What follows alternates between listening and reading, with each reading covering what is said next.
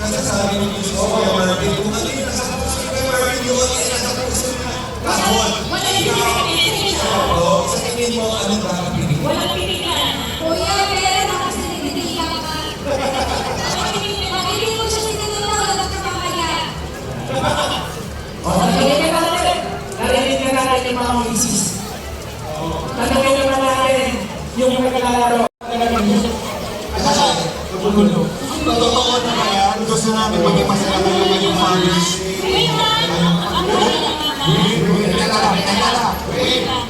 Pero nadagdagan ko ang kahon ng 5,000.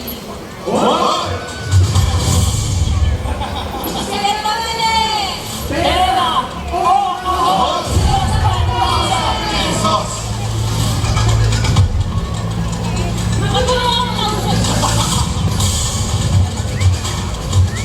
Sa kahon, ang nadagdagan natin ng 5,000 ay ang laman ng kahon.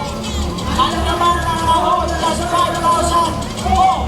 25,000 pesos.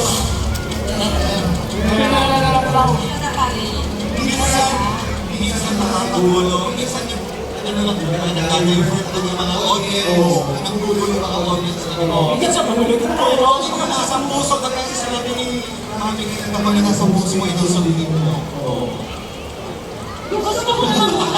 Sabi ko daw, wag mo susunod na itong papakaan.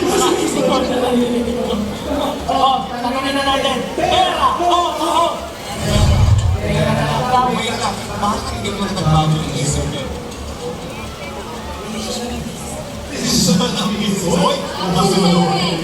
Para makahon na mamaya. Para makahon na mamaya. Magkakita na ba? Magkakita na ang pagmamahal. Marami na rin pamilya. Para di pa lang trabaho. Para na lang namin susisi